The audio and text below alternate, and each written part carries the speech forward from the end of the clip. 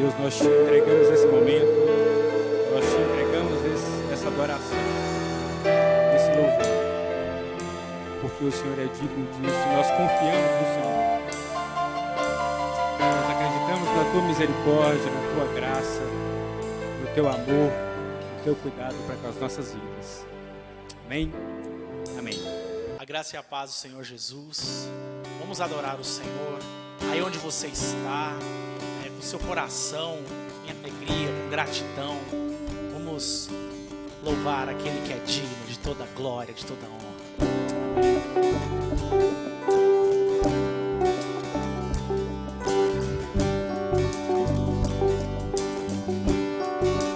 Bem-aventurado é o que está firmado em tua casa,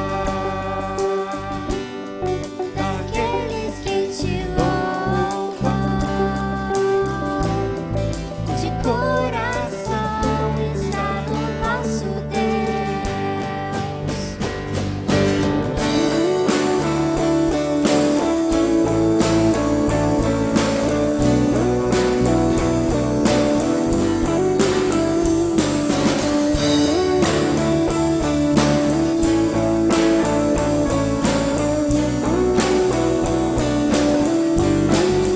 Bem-aventurado é o que está firmado em tua casa, daqueles que te louvam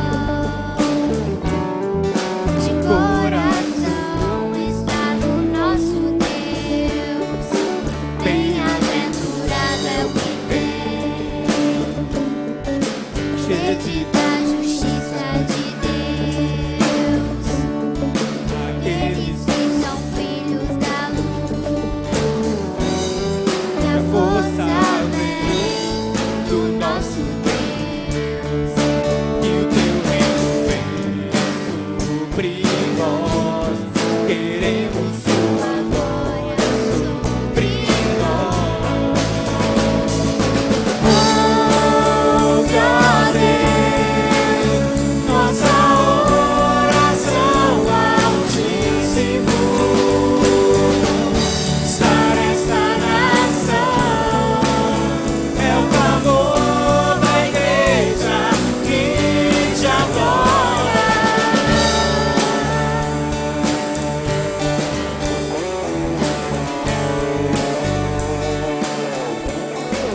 Bem-aventurado é o que tem sede da justiça de Deus, aqueles que são filhos da luz, força vem do nosso Deus, que o teu reino vem sobre nós, queremos tua glória sobre nós. Ouve, ó Deus, nossa oração altíssimo, sara esta nação, é o clamor da igreja que te adora. Ouve, ó Deus, nossa oração altíssimo, sara esta nação, é o clamor da igreja que te adora.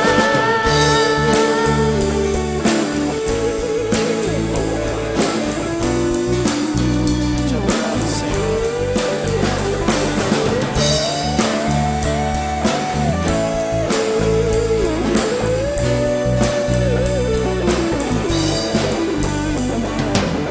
Só tu és santo, só tu és santo, só tu és santo, Senhor. Só tu és santo, só tu és santo, só tu és santo, Senhor. Só tu és santo, só tu és santo, só tu és santo, Senhor.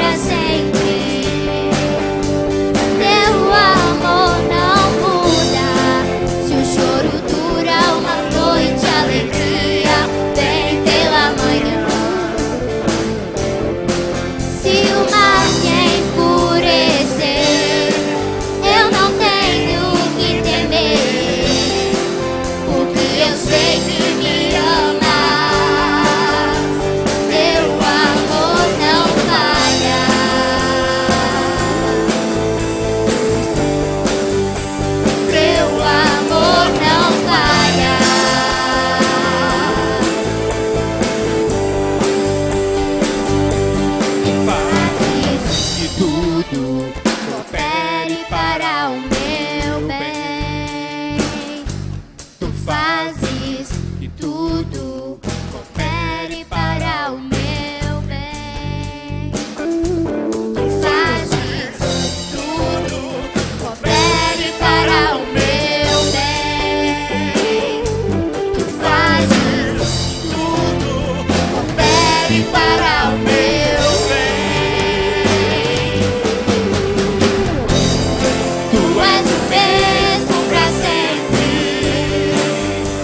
Teu amor não muda. Se o choro dura uma noite, a alegria vem pela manhã. Se o mar se enfurecer, eu não tenho que temer, porque eu sei que me amas. Teu amor não falha.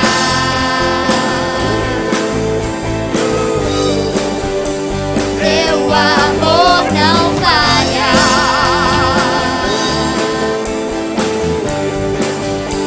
Teu amor não falha.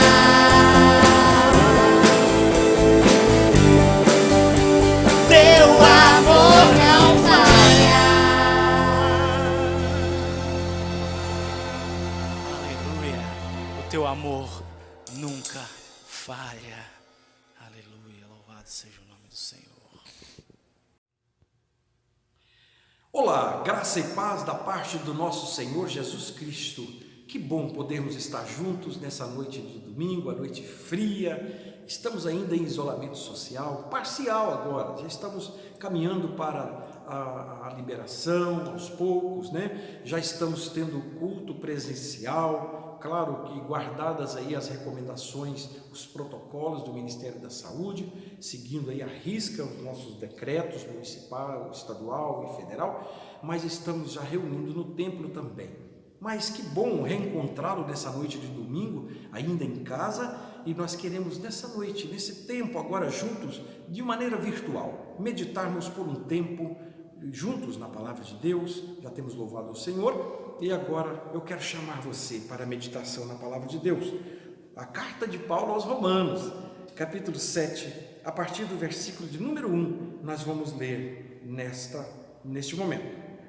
Não sabeis vós, irmãos, pois que falo aos que sabem a lei, que a lei tem domínio sobre o homem, porque por todo o tempo que vive, porque a mulher que está sujeita ao marido enquanto ele viver, está-lhe ligada pela lei, mas morto o marido, está livre da lei do marido, de sorte que vivendo o marido será chamada adúltera, se for do outro marido, mas se morto o marido, livre está da lei, e assim não será adúltera se for do outro marido. Assim, meus irmãos, também vós estáis mortos para a lei, pelo corpo de Cristo, para que sejais doutro, daquele que ressuscitou dentre os mortos, a fim de que demos fruto para Deus. Porque quando estávamos na carne, as paixões dos pecados, que são pela lei, operavam em nossos membros, para darem fruto para a morte. Mas agora estamos livres da lei, pois morremos para aquilo em que estávamos retidos, para que servamos em novidade de espírito e não na velhice da letra. Oremos ao Senhor. Meu Deus, queremos agora consagrar esse tempo ao Senhor. Queremos, meu Deus, esse tempo de qualidade, somente adorar ao Senhor. Pedimos que a inteligência do Teu Espírito Santo recaia sobre cada um dos meus irmãos que me ouvem agora, que me assiste agora, seja onde estiver, que o Espírito Santo esteja atuando na vida de cada um. Eu imponho as minhas mãos e abençoo esta casa e esta família, em nome de Jesus. Amém. Eu quero falar com você nos próximos minutos sobre a liberdade cristã. Claro que o conceito de liberdade do ponto de vista cristão, do ponto de vista religioso, é completamente diferente daquilo tudo que se trata em liberdade no sentido secular. A liberdade, sobretudo no sentido cristão, é saber que podemos tudo, mas só fazemos aquilo que agrade a Deus. nada nós somos impedidos. E sabe, há aquelas pessoas que rotulam os crentes de pessoas que são oprimidas, que vivem oprimidas, que vivem com um sentimento reprimido, sabe? Não é nada disso. A maior liberdade é saber que podemos fazer tudo e só fazemos aquilo que vai agradar a Deus. O próprio apóstolo Paulo, ele vai dizer assim, posso todas as coisas, mas nem todas me convêm, e eu não me deixarei levar por nenhuma delas. E ele trata, quando ele trata das obras da carne e o fruto do Espírito, uma das partes do fruto do Espírito, ele diz que é o domínio próprio. Então o domínio próprio é quando nós podemos dizer para a nossa carne, para o nosso corpo, que aquilo em que ela está com vontade de fazer não é bom, não é conveniente, não agrada a Deus. Isso é liberdade. E sabe, ele ensina ainda mais, que quando o Espírito está pronto, está forte, a carne está enfraquecida. E isso é uma balança, porque se a carne engrandecer, se o homem carnal sobressair ao espiritual, o espírito enfraquece. Então aprendemos muita coisa com Paulo na questão da liberdade cristã. No texto que nós tomamos, nós fizemos uma pequena abordagem à lei. E a lei a partir de Moisés, né? A definição da lei de Moisés, ela é a lei que revelava a vontade de Deus quanto à conduta do seu povo. A lei dada a Moisés, através do decálogo, visava normatizar o comportamento do povo hebreu diante de Deus. O governo era teocrático, portanto Deus estava a todo tempo ditando as normas através dos profetas. Os judeus definem a lei de Moisés como a expansão máxima da vontade de Deus. A lei foi abolida, foi cumprida, mas ela foi resumida por Cristo num breve mandamento. E num dado momento, os discípulos e outras pessoas que estavam ao redor dele perguntaram para ele sobre a lei. E ele vai dizer assim: Jesus, eu não vim para revogar a lei, mas eu vim para cumprir a lei. A lei se cumpre em Cristo. Olhe bem que coisa interessante. E quando ele fala dos 10 mandamentos e alguém pergunta se ele ia trazer um novo mandamento, ele fala: olha, eu dou um novo mandamento para vocês, que ameis uns aos outros, né? Ameis o seu próximo como a ti mesmo, e ama a Deus sobre todas as coisas. Então a lei se resume em Cristo, e ele vai se declarar como o amor. E quando ele diz sobre o amor, que é o resumo da lei, ele está dizendo de si mesmo, porque ele é Deus e Deus é amor. Pois bem, algumas especulações rabínicas, eu quero abordar isso aqui com você, que é importante, sobre a lei. Os rabinos afirmavam que a lei de Moisés consistia em 613 preceitos, divididos em 2 grupos. Os preceitos positivos é aquilo que se deve fazer, são de 248, e representavam o número de órgãos do corpo humano, segundo a medicina daquela época, né? Os preceitos negativos, o que não é permitido fazer, que é um número de 365 preceitos, e representavam os dias do ano. Então aqui há uma pequena numerologia para que você possa situar sobre as especulações dos rabinos sábios que escreveram sobre a lei mosaica. Eles chegaram a essas conclusões. Pois bem, esses preceitos, segundo eles, foram reduzidos a 11 nos dias de Davi. Se você ler o Salmo número 15, de 2 a 5, você vai ver isso. E a 6 preceitos nos dias do profeta Isaías. Isaías 33, versículo 15, você vai ver isso. E depois a 3, lá em Malaquias, em Miqueias, melhor dizendo, capítulo 6, versículo 8. E depois a 2 preceitos em Amós, no texto de Amós, no capítulo 5, versículo 4. E finalmente, em Abacuque, capítulo 2, versículo 4, na parte B, já nos profetas menores, nós vamos ver lá que há um único preceito que resume toda a lei, quando ele diz: e o justo viverá pela fé. Coisa interessante, que a doutrina da justificação tem, portanto, base na própria escritura dos judeus, do Antigo Testamento. Ela vem resumindo, até chegarmos na justiça de Deus através da fé, quando o próprio profeta Amós, ele vai dizer: o justo viverá pela fé. Jesus, quando o assunto era a lei de Moisés, ele fez uma abordagem sobre os preceitos de Moisés, principalmente nos dias de Herodes, o Grande.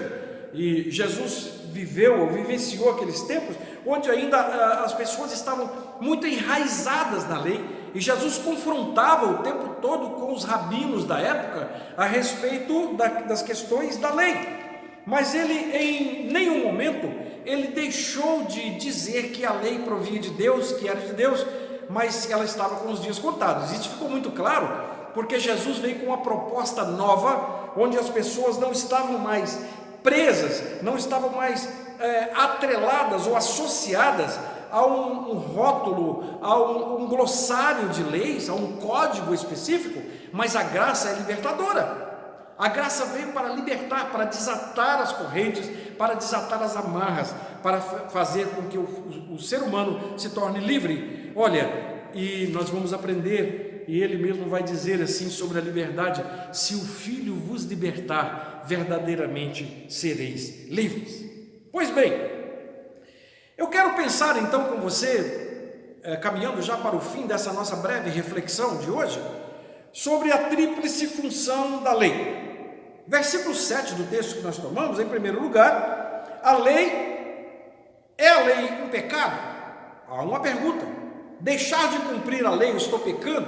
Cumprir a lei eu estou deixando de pecar? Ora, nós cantamos juntamente com o apóstolo Paulo e com muita alegria que estamos livres da lei, né? Há uma música que é o hino de número 116 da harpa cristã que diz: livre estou, aleluia, pela fé livre estou. Jesus veio nos dar a liberdade que era tão sonhada, mas nós precisamos de perguntar: a lei não vem de Deus, ou através de Moisés? Ela não condena o pecado? Por que então essa alegria que temos no nosso coração de saber que nós estamos livres do pecado? Olha, de modo nenhum a resposta vem imediatamente. A lei não é pecado. Ao deixar de cumprir a lei, ninguém está pecando. Mas nós vamos ver que a resposta certa, a lei veio revelar o pecado. Lá no versículo 7, a lei apontava para o pecado, mas a graça aponta para a libertação. A grande diferença é que os códigos apontavam para os erros, mas Jesus aponta para a liberdade, aponta para a libertação. Quem está em Cristo é uma nova criatura, ele nasce de novo. Se nós até hoje estivéssemos submetidos à lei, nós estávamos o tempo todo apontando para erros, mas Jesus vai mostrar que a graça é diferente. A liberdade cristã, ou a liberdade em Cristo, é completamente diferente. Ele prova isso o tempo todo em que ele executou o seu ministério terreno. Pois bem, nós precisamos então de entender que, muito embora a lei veio para condenar o homem através dos seus códigos, a graça veio para libertar esse homem das garras da lei. A graça veio para dar a tão esperada liberdade sonhada pelo homem. Então, precisamos de pensar ainda num outro aspecto. Se a lei é santa, ou a santidade da lei, o que havia na lei que apontava para a santidade? O problema é o pecado e não a lei. Versículos 10 e 11 nós vamos ver isso. O apóstolo viveu uma contradição tremenda quando ele professava o judaísmo, né?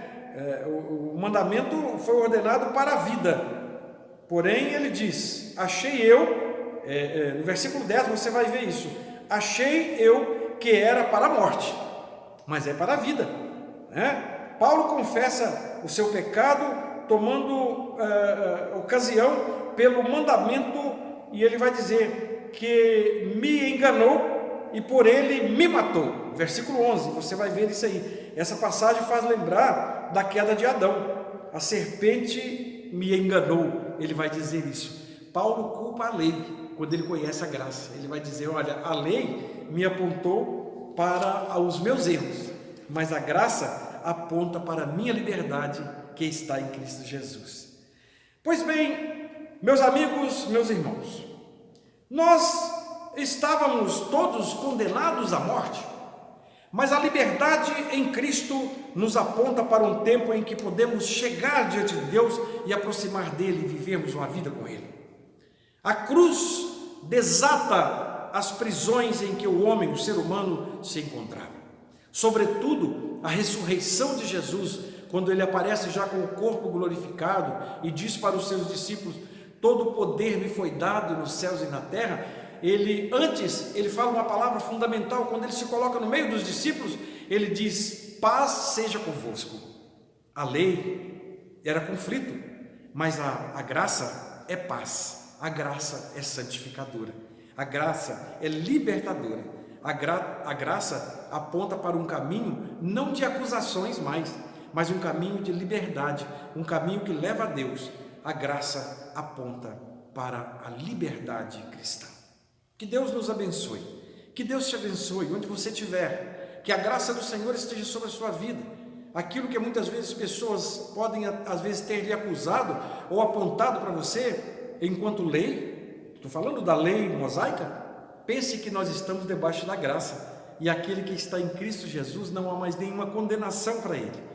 Aquele que está em Cristo Jesus já está livre do pecado e da morte, ele está livre das acusações, porque Jesus é o nosso advogado e ele já levou a nossa causa junto a Deus. Que Deus te abençoe com a sua graça e a sua bênção. Eu termino nesta noite esse sermão com a bênção araônica, e se você quiser, você pode pronunciar isso junto comigo. Então vamos juntos. Que o Senhor te abençoe e te guarde, que o Senhor faça resplandecer o seu rosto sobre ti e tenha misericórdia de ti, que o Senhor sobre ti levante o seu rosto e te dê a paz.